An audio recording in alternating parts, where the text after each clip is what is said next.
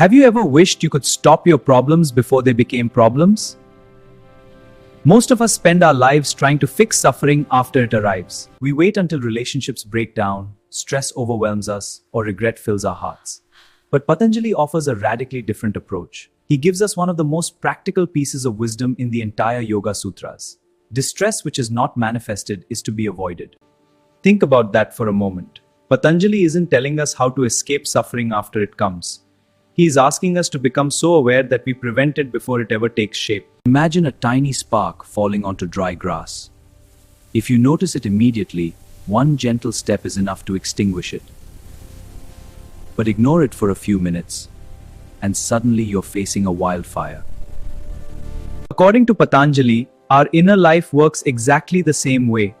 A small irritation becomes anger, a small desire becomes attachment, a small fear becomes anxiety, a single negative habit becomes a lifetime of suffering. The secret is to recognize these movements while they are still only sparks. But what creates this future distress? He says, the cause which is to be avoided is the indiscriminate association of the observer and what is perceived. This is profound. Every day thoughts arise, emotions arise. Success comes. Failure comes. Criticism comes. Praises comes. These are all things that are perceived, yet we begin to identify ourselves with them. I am angry. I am a failure. I am my success.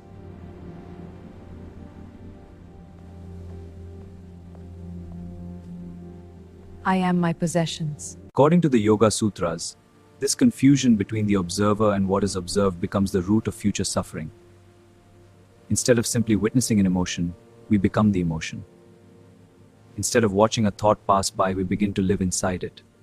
And from that confusion, distress quietly grows. So how do we stop it?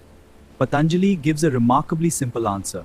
He says, the method for avoiding that spiritual ignorance is the establishment of continuous discriminative insight.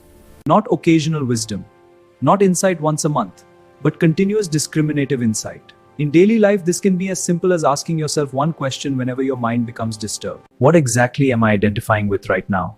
Is it merely a passing thought, a temporary emotion, someone else's opinion? Or is it something deeper? That single pause can change everything. Because awareness catches suffering while it is still unmanifested.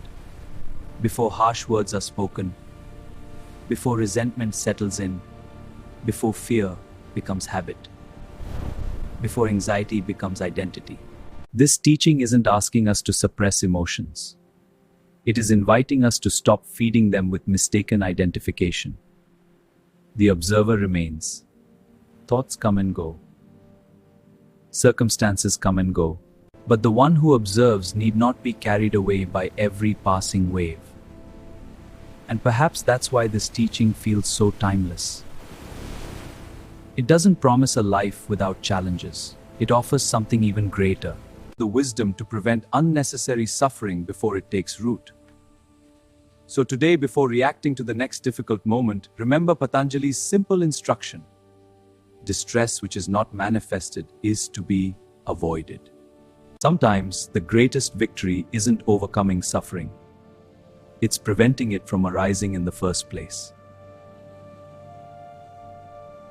If this ancient wisdom resonated with you, consider carrying it into your day, not as an abstract philosophy, but as a living practice of awareness. Because the smallest moment of discrimination today may save you from the greatest sorrow tomorrow.